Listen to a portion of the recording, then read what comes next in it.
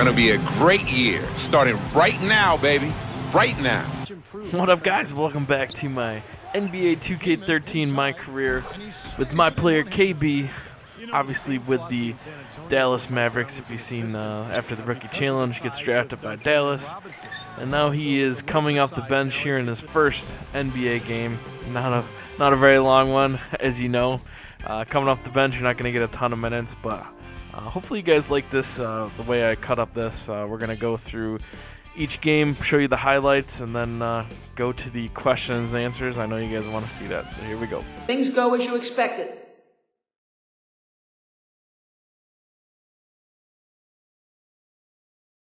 I don't set expectations for myself. You're only setting yourself up for failure when you do. I just go out there and play hard and do what coach tells me to do. And hopefully that leads to good things. Today was only a small part anyway. I'd like to think I have a lot more games to come in this league. So I never quite know what the heck to put for some of these answers. After the guy says, answers the question, I'm like, man, I would have never answered it like that. I have no idea why why you would say some of the things that they say in that.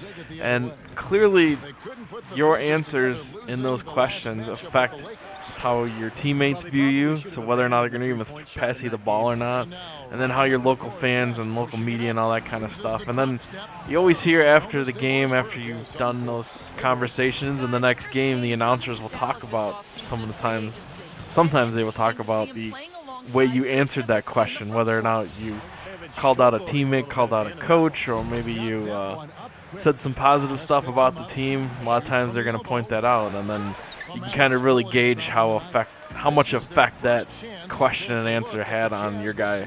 So it's a big deal. Those things are no joke. You definitely have to do. You have to figure out what one makes the most sense, and sometimes it's difficult because the questions are usually not that difficult as far as what they're asking. You know, usually you can think of something good to say, but not all the time when you pick one of your answers is it going to come out exactly what you thought it was going to be. But it happens, and that's why I'm going to include all these in there, and you guys can kind of take a look. But here's the next one. Not a good game from your team tonight. Is there anything positive you can take from a game with a final score as lopsided as this one?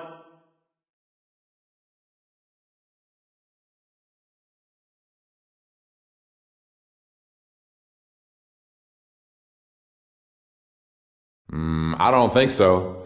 And why would we want to? You lose a game by a lot, and it's certainly not worth reflecting on. We know we're a better team than that. So I think we just need to file this away, move past it, and start focusing on the next game. It's one thing if you lose by a few points and make a few obvious mistakes, but tonight it was a lot more than that. No sense in getting into all that stuff in any depth unless a pattern starts to form. Then we can talk. So something pretty cool. I really do that. And then here's another cool new feature they have is a Twitter feed. So basically you create your own Twitter account when you get on there, and then you can read tweets from fans and people from the media, and even like celebrities and stuff will tweet about you, about your game, about your last performance. So super interactive this year. I really like it. It's all encompassing of making you feel like a superstar and make you feel like you're really part of a basketball team. I think it's freaking awesome. I really, really hope MLB takes some cues off of this game, some stuff that they can add to their game, because I'm telling you what, this is probably one of the most in-depth My Player, Road to the Show, Be a Pro, that sort of game type. It's probably the most engrossing one out of any one of the sports games. So definitely awesome. Definitely feels like pulls you into the game, makes you feel like you gotta play it all the time because you want to see how you're gonna do the next game and how people are gonna react to you. And here's some more stuff. Like during the middle of the game, they're gonna like try to sell tickets and stuff, and they use your face and the posters. Just the whole game itself is just fantastic. Obviously, if you played this in the past, it's done some of this stuff before, but I just think they just brought it to a whole new level in 2K13. But there's the end of that game. We'll go to the question. You guys were firing on all cylinders out there tonight. That's got to be a win that makes you feel good about the team as a whole. Agree or disagree?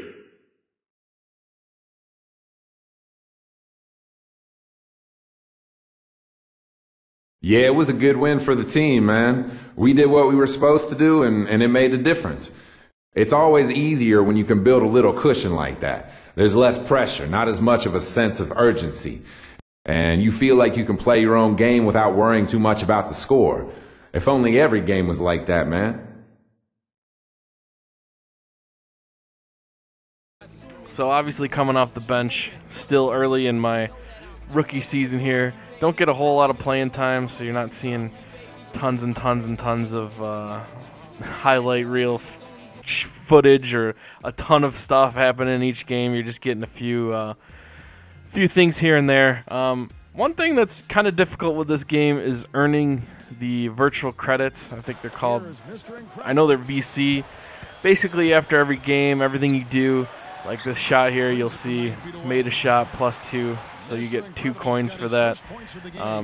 Things during the game, if you win the game, you get points. You get if you meet certain objectives, like there, I got my first block, so I get some extra VC for that. Basically, use the VC to buy everything for your player.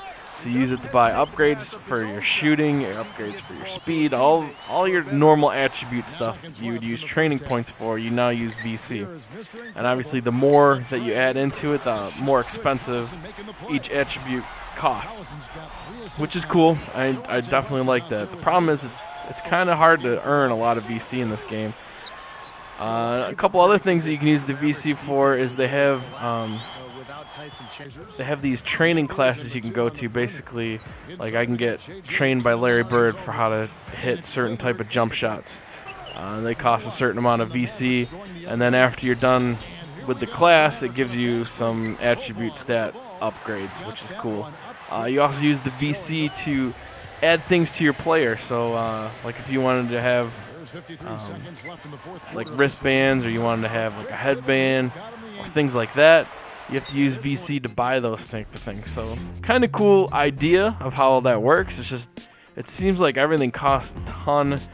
You're going to have to play for like 3 or 4 or 5 seasons before you can really start spending money on like things like clothing and whatnot, because you obviously want to spend all of the VC you earn right off the bat just to help your player get by and get more skills, because that's what's going to help you get more VC. If your guy's really good and scoring a lot and get off the bench and actually become a starter, you're going to earn more VC that way. But there's so much stuff that you can buy with VC. It's crazy. And then they have all these new signature moves that you can use VC for, and each one costs like 1,000 to 5,000 coins. It's pretty remarkable, but here we go for the next interview. You guys followed up a huge win last game by dominating again tonight. Is this the kind of performance that can spur the team to a whole new level of play?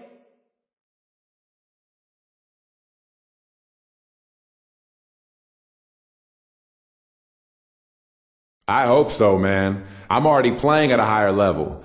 But if another win like this can get the rest of the team there with me on a regular basis, then great.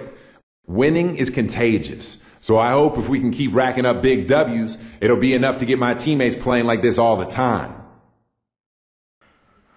So I hope you guys enjoyed the way I put this one together. Hopefully, once I start becoming a regular starter, the episodes will be a little bit more detailed as far as a single game, but I figured this was the best way to go, especially at the beginning when I'm just coming off the bench.